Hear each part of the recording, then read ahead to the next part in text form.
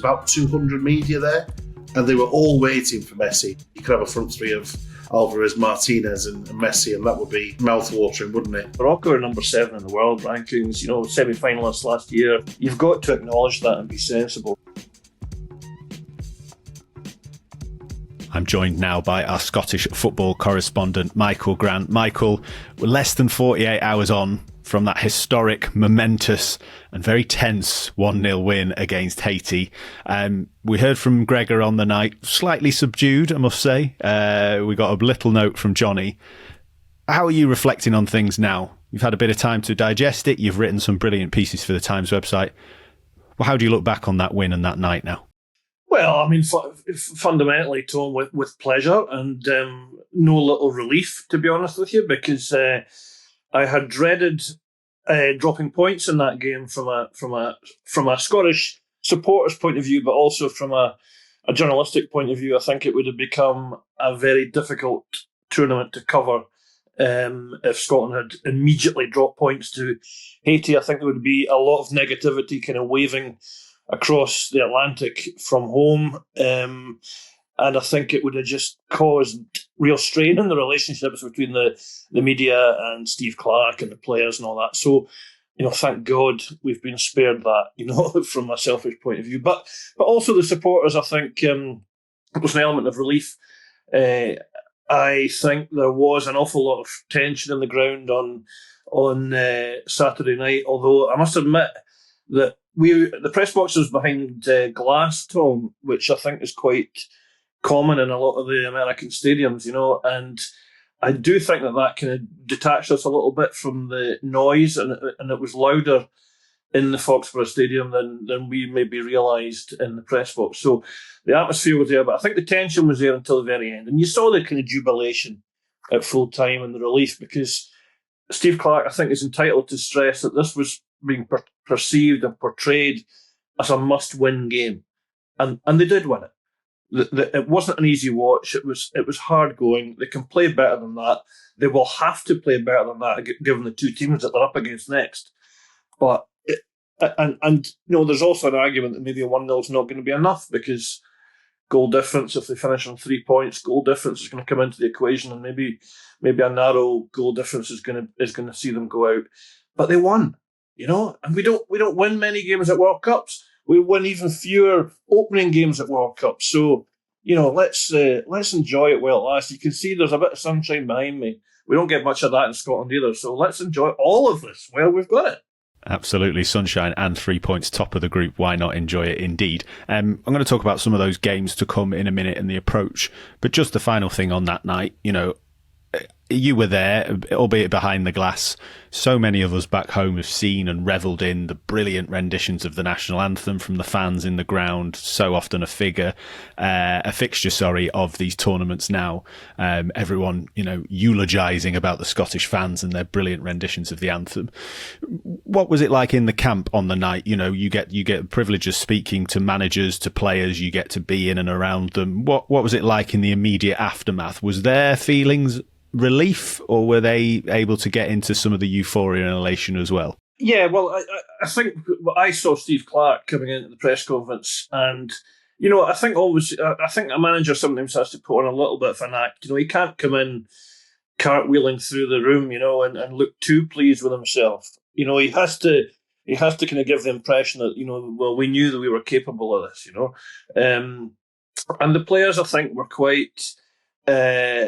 They weren't subdued, but they were quite serious and professional from what we gathered from the guys that came through the mix zone, But listen, it was only job done in terms of getting the 3 points on the opening night. I mean, they aren't here just to beat Haiti. I mean, they've got to try and give everything they have to get out of Group C, and that's making history for Scotland, because they've never made it out of the opening group. In terms of the supporters, listen, I'm sometimes wary and thinking, do we overplay this, the exceptionalism of the Scottish supporters and so on?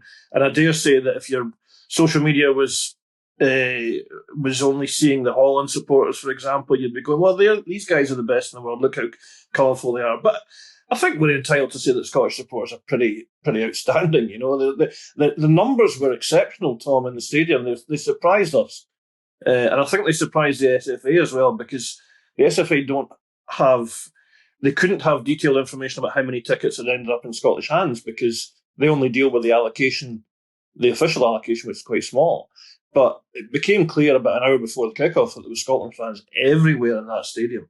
And that the Haiti support, which I thought would be really prominent, having watched them in a friendly the week before when they were terrific, they barely registered in the ground at all. It felt like a Scottish home game, you know. And you've seen the stuff.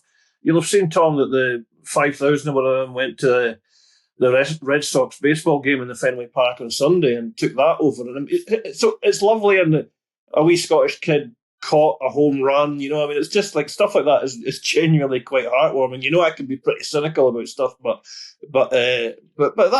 that's great, you know. And without trying to put a cloud on things, maybe the narrative will change a wee bit. If we lose to Morocco, then suddenly everything gets a bit more serious, and you kind of sober up a little bit. But it's nice, and being out of the Scotland camp today, you know, there was a nice kind of light feel about things. We spoke to Stephen Naismith, the assistant coach.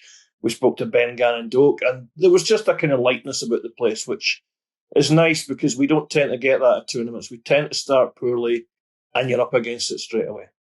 Yeah, I've always thought, Michael, that a long journey to a pub always makes the pint taste even better, and I think you could definitely say the Scottish fans have had a long journey to this point, so you were definitely allowed for them to enjoy this moment being top of the group. You've teased it there a couple of times. We have to move on now to talk about what's to come, and I think it's fascinating. You know, that pressure is off now. Let's talk first about tactics, formations and changes. It was such a big topic of our Scotland preview shows. Gregor Robertson, our colleague, of course, being a big fan of going for it, go for it, be bold, play 4-4-2. And then as soon as you'd won, Michael, I don't know whether you listened to the podcast, but he's talking about chucking it out the window. I don't think there's ever been a formation or a system that's been so eagerly anticipated, so called for, and then so immediately ditched amongst the fan base as this 4-4-2 amongst Scotland fans. And I say that as an Englishman. We've gone through some over the years in the tournaments. But do you think that will be the case? Do you think Steve Clarke will go back to 4-5-1 and try a different approach in the next two games because they are going into them as the underdog? Yes, I do think he'll do that. And Stephen Naismith kind of dropped hints about that today and talked about how comfortable the players are with different systems, because they have played different systems under Steve Clarke. So I think that, I think he will put an extra body into midfield and go back to one up front. Although, you know, he went to Denmark in the opening game of the qualifiers and played with two up front, to everybody's surprise, and got a 0-0 draw that night. So that will be in the back of his head too. It's right that, you know, you've won, and I think there is a sense that there'll be a bit more freedom about Scotland, the kind of nervous energy and just the pressure not to lose to Haiti, or sorry, to beat Haiti.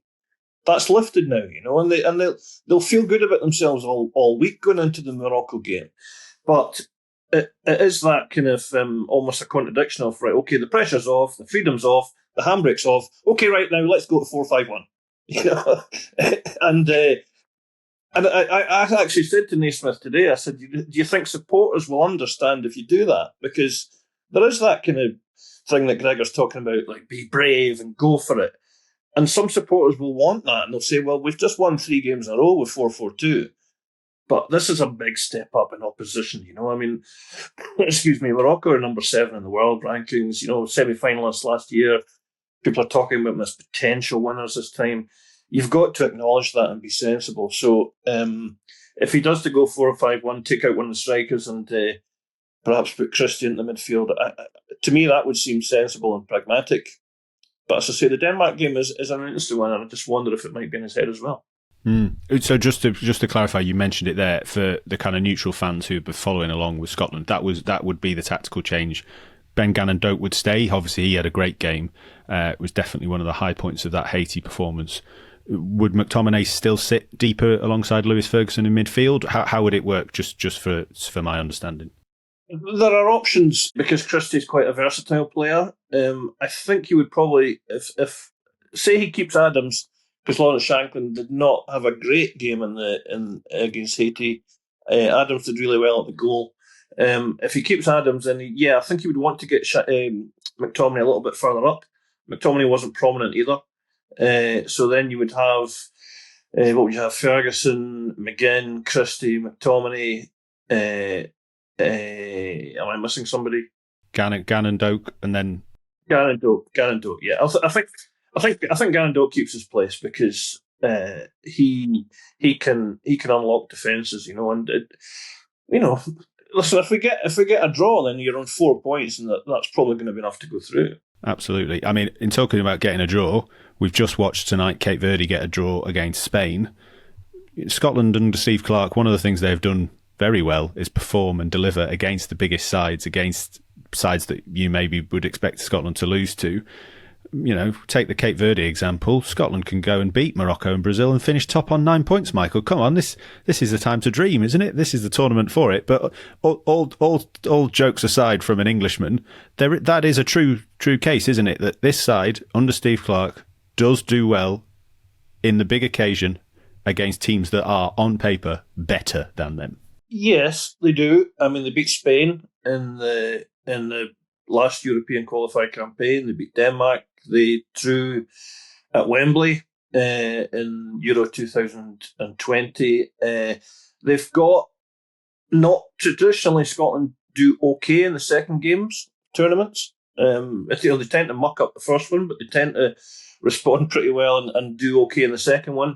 It's really weird, Tom, because I think it's still too early to say how this tournament will be remembered for Scotland. Obviously, there's only been one game. If there was to be a couple of poor defeats and they don't really lay a glove on Morocco or Brazil, then I think people will be negative about it again. I'll say, well, okay, there was a scratchy, narrow win against Haiti and then two poor defeats, But that is a glass half empty way of looking at it, because at the moment they've got 3 points from one match.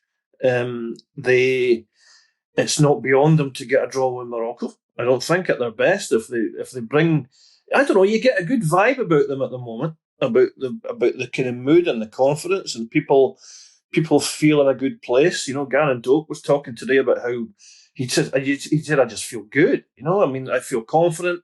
He said that they did a kind of warm weather training camp in Florida, which he said has made him feel that his body's right again after a lot of injuries with Bournemouth all season.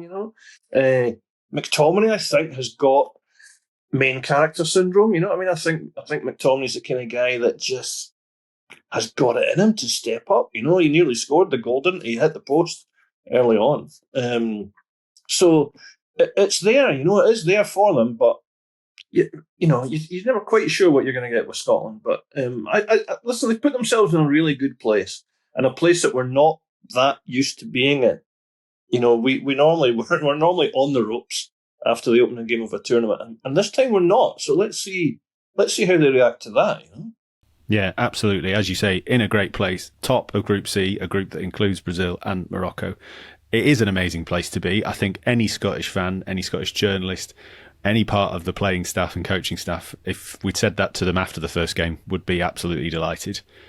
If I could ask you for one thing you would like to see from the next two games, because they are kind of grouped similarly now that you've got the 3 points, what would it be? I asked Gregor Robertson this question before the Haiti game, and he said, be bold, be brave. What is the one thing you'd like to see? Obviously, you'd like to see a win, but is it McTominay being main character? Is it, stick with 4-4-2? What is the one thing you'd like to see, Michael, just to wrap us up? Well, the obvious thing is qualification. I'd just like them to play well. Especially, I think I'd like to see them play well against Morocco, especially. And I think if they do that, they've got a real chance. This might come back to haunt me, but I watched the Morocco AFCON Nations final against Senegal, and Senegal did a good job on just breaking them up and never letting them get going, and Morocco just didn't really get into any gear in that final. Now maybe that's above what Scotland are capable of doing in terms of frustrating them, but maybe it's not. So that is it. I'm not hung up on 4-4-2 at all, Tom. I think it's more about attitude and just attitude and spirit from the manager and from the players, and just come off the pitch feeling like, well, okay, we give that a go. Even if it does end up in a narrow defeat, you think, okay, God, they took it to them. They tried to go toe to toe with Morocco, who are one of the best teams in the world. That would be it. But obviously, one thing would be qualification. Secure a place in the at the very least in the top half of the third placers that go through, and then take it from there. Plot the route to the final. Yeah, absolutely. It's so exciting for Scotland fans. It's all there out in front of them now that they've beaten Haiti. Michael Grant, thank you very much for joining me. Always great to hear from you. You can read the latest from Michael on the Times website now, and we'll be hearing from him again during the rest of the tournament. We're going to take a little break now, but we'll be back with more from the World Cup just after this. Stick with us. Welcome back to the Game Football Podcast from the Times and Sunday Times. These are our daily World Cup shows. I'm Tom Clarke, and I'm delighted to now be joined by the football reporter who's normally based in Manchester covering City and United for this World Cup, though he is out chasing Lionel Messi. Many of the world's top defenders have done it, but now it's the chance for Paul Hirst to do the same. Hirsty, hello, welcome to the show for the first time this tournament. Hi Tom, how are you doing? Yeah, I'm good, mate. I'm good. We are recording this just as we head towards midnight. We've got 2 games down. I've got Saudi Arabia against Uruguay on in the background. Saudi Arabia 1-0 up. But we're here to talk with you about your World Cup experiences so far. And with all that in mind, talk about all the games, before we get into Argentina and Lionel Messi and their defence of their World Cup crown, how have you found the World Cup so far? How have you found America? We're chatting now with you in Kansas, but you've travelled about. How have you found things so far? It's been really enjoyable. It's Kansas City has really embraced the World Cup. It's got 4 teams based here: Argentina, England, Netherlands, and Algeria. And there's a huge fan park here, fan fest. There's posters everywhere advertising the World Cup. Bars that are really full of people, and the matches are on television in there as well. I know that sounds daft because it is a World Cup, but there's so much other sport going on in America that even this World Cup's not necessarily going to be number one, but it is always on in the bars when we've been in them here. And yeah, it's just a city that's really embraced it. And you can just walking down the streets, it feels like a World Cup. You see loads of Argentinians. 25,000 Argentinians have come here over the last 24 hours ahead of their first game. So there is a real kind of party vibe to it. And previously to that, I went to Alabama, flew to Atlanta, then got a Greyhound bus down to Alabama, a little college town called Auburn, which hosted the final Argentina warm-up game against Iceland, and got caught in a bit of a monsoon there, which was not ideal about 3 hours before kickoff, but it went ahead. And you're a Yorkshireman. You're a Yorkshireman who lives in Manchester, Hirst. Well, come on. I was going to say, yeah. I obviously brought four brollies with me just in case. It was. But that was a really good experience. Not just a small college town, that not really into soccer, but everyone just went and bought tickets for that match because it was their last chance to see Lionel Messi. Well, I mean, speaking of the man himself, I made that kind of cheeky intro there about you having to follow in the footsteps of many of the world's finest defenders by chasing the man himself. But that is the task that we've given you, to follow Argentina and Messi. What has it been like? What is the kind of Messi-fever like? Because he is such a big part of this World Cup. He was such a big part of the last World Cup. FIFA are so desperate for him to do well. Where are we at on the Messi-fever scale, would you say? I'm sure that FIFA were delighted when Messi said that he was going to play, because there was a doubt right up until 2 or 3 weeks ago about whether he would actually join up with the squad, whether he thought he was good enough to continue playing into his 6th World Cup. But when he did declare that he was playing, everyone was very excited about that. I just think back to the first training session that they had here in Kansas City last Thursday, nearly a week before their first match, and I was there, and there's about 200 media there, and they were all waiting for Messi just to walk out of the dressing room onto the pitch.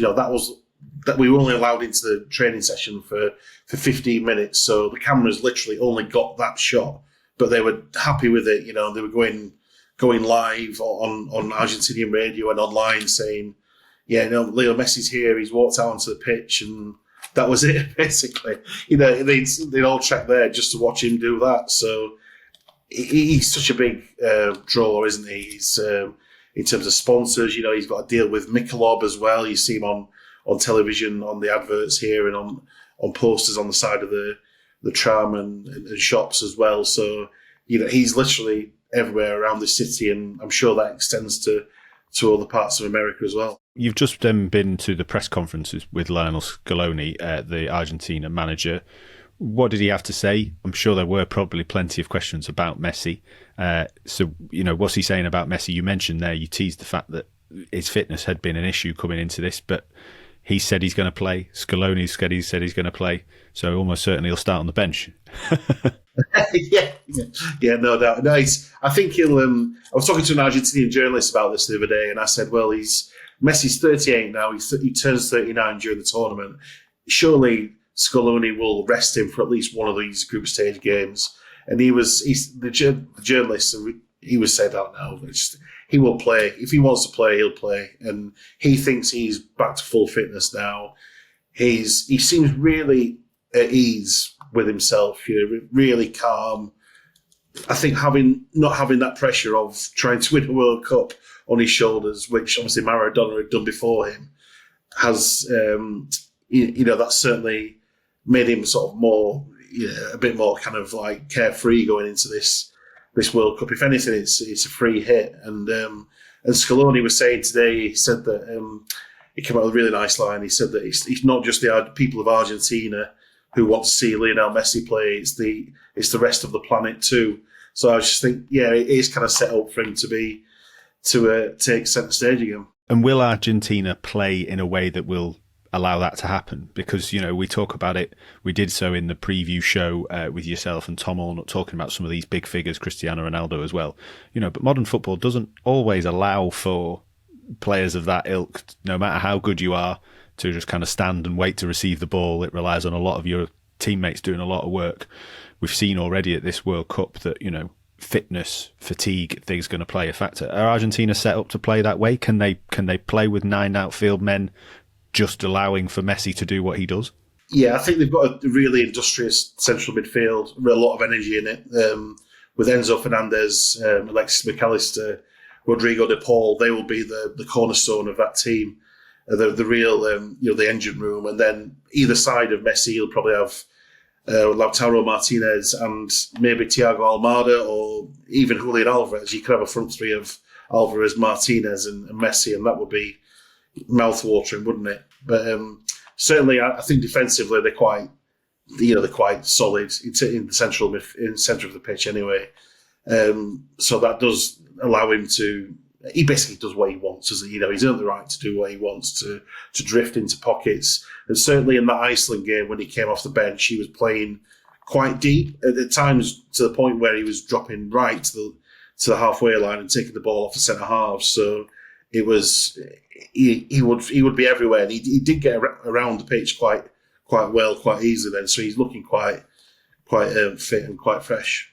It's an interesting position that we go into tomorrow night's fixtures, isn't it? Because you've got the 2 finalists in action. France are playing Senegal in the first game of the kind of night or the day, depending on where you are in the world. And then Argentina have got their game against Algeria. But it's intriguingly poised. I mean, I'm in this weird position of having watched all the teams so far. Germany obviously put on a brilliant performance against Curacao, but it was against Curacao. Brazil underwhelming against Morocco. Spain drawing with Cape Verde. We're kind of waiting for, one of these big teams, either France to lay down a marker against Senegal, but Argentina with the chance against Algeria. And it was interesting reading some of the lines from Scaloni talking about Algeria and about this game that you've just filed from the press conference. Because, again, I think a lot of maybe neutrals will be going, well, Argentina should beat Algeria quite comfortably. But A, it's not as simple as that. And B, we're sitting here with Saudi Arabia at halftime in the background. And as you said in your piece, Argentina lost to Saudi Arabia the last time when they won the World Cup. So what kind of tests can they expect, and how important do you think it is for Argentina to kind of lay down a marker? We are the holders, and we should be considered one of the favourites for this tournament. Yeah, I think Scaloni said in his press conference he's not going to be won or lost in the first match. He was very kind of very tentative about that. And I think obviously the Saudi Arabia defeat in the last World Cup will be playing on his mind. I was at that match and it's one of the most incredible games I've ever been to. Nobody saw it coming, and they deserved to win Saudi Arabia. It wasn't a fluke by any stretch of the imagination. Obviously, the difference here is with this World Cup having like 84 teams or whatever it is in it, you only need, if you do lose that first match, then it doesn't really matter, does it? You only have to win once to get through. But in terms of prestige, I think it will be nice for them to lay down a marker. But Algeria, I think they're 28th in the world, something like that. And Scaloni was comparing them to Morocco, who obviously were very, very good against Brazil the other night. They have a lot of pace on the wings, and Riyad Mahrez obviously stands out as a player that we all know can cause a lot of trouble, even though he's 35 years old, I think. But there will be a difficult team to face. So to be honest, I think if Argentina scraped a 1-0 win, I think Scaloni will be happy with that tomorrow. Really interesting. We've talked a lot about Messi, of course. What other players should I be getting excited about seeing, or should I be focusing on thinking they're going to be really important? Because that's so often the case at World Cups, isn't it? That we go into them with preconceived ideas about who's good and who's bad, players we've maybe seen in the Premier League, players we've maybe seen in the Championship or elsewhere around Europe. We know Messi is the global superstar, but who else is going to have an impact on Argentina, and who else should maybe the listeners be looking out for? Well, I think that he's an established name, obviously, but Lautaro Martinez is coming off a good season with Inter Milan, and he'll probably start over Julian Alvarez tomorrow, just because he's in better form, and he's not carried an injury, which Julian is. But there are a few other members of the squad who are. I mean, I love the fact that Nicolas Otamendi is there. He's 38 years old. He's just left Benfica. He was at the press conference today talking in real kind of warrior terms about how the victory in Qatar was ingrained in their DNA or ingrained in their bodies after what, and they want that will propel them to victory this time. He's talking sort of Churchillian almost at times when he was talking. So I love the fact that he's there, and he's probably going to start as well. He'd probably start ahead of Lisandro Martinez, which may come as a shock to some people. In terms of the lesser known players, Valentin Barco for me he's a real firecracker. He was at Brighton a couple of years ago, didn't do so well, and actually Manchester City were trying to sign him before that, but they ended up going to Brighton, and he can play in all manner of positions. He can play central midfield, left wing, left back, and he was really good in that warm-up game against Iceland. He's a real terrier. He's got a lot of energy. So I think when it comes to playing in this kind of climate against teams who might struggle towards the end of matches, I think if you get him coming off the bench, he could cause a lot of problems. Nico Paz has had a really good couple of seasons for Como as well. So it's kind of, there are 2 or 3 players who are on that periphery, but of breaking through. But I think with Scaloni, he just always wants to stick with the players that got him that title in 2022. I think he trusts them more than any other. That's why I think it's 16 players from the last squad who are in this squad. So I think it'll be more of the old guard starting the games, but then the newer players will probably come off the bench towards the end of it. Emi Martinez in goal as well, expecting that as well. Obviously a big character at the last World Cup, big character for Aston Villa. Yeah, he broke his finger, didn't he, in the Europa League final warm-up, which he must have hated. I love him as a personality. I just think he's such a leader, and he's such a force. He's got such an aura about him, hasn't he? And he winds the hell up out of opposition players as well, which is always nice to see, isn't it? I think you've got to have that if you're a real competitor. So yeah, he trained with gloves on for the first time last Thursday, but Scaloni reckons he will be fit to play tomorrow. So yeah, he'll be pushing to play. I'm sure he'll have some kind of painkillers to numb the pain. But I think he'll be fine. I think he'll start. Yeah, it would be great to see him on the World Cup stage. Hirsty, just to finish, I wanted to ask you about another player who's very familiar to you, Erling Haaland. You talked there about Otamendi, so many of the stars and people that we're recognising at this tournament.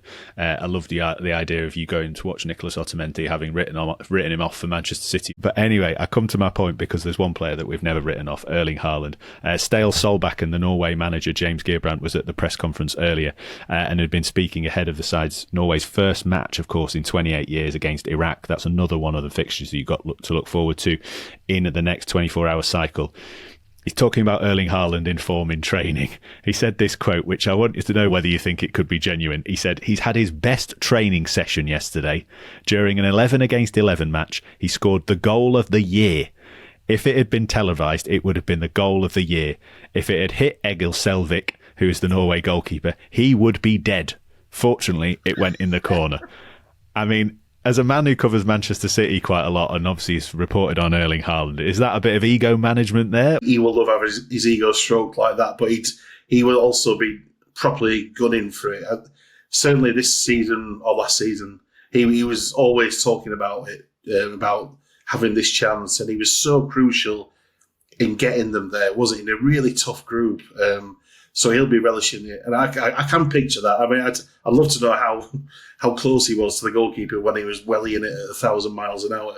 But yes, I can just see that he will really be pumped for it. And it's strange. I know we spoke about dark horses before, didn't we? And maybe I don't know if they qualify as dark horses, given that he's one of the best strikers in the world. But I really do think they can go far. I think they can go, maybe to the final, even that far. I just think he's such a unifying force, Haaland. He really drags teams along, but he's not the only one in that squad, is he? There's so many good players in it. I've covered Man City's game at Bodo Glimt earlier this season. I think they've got 3 players in that squad as well. So, there's a lot there, and I'm really looking forward to see how Haaland does in the World Cup, because he would be really. I think he would be brilliant for the tournament if they went deep. He just, with his personality and his love of the game and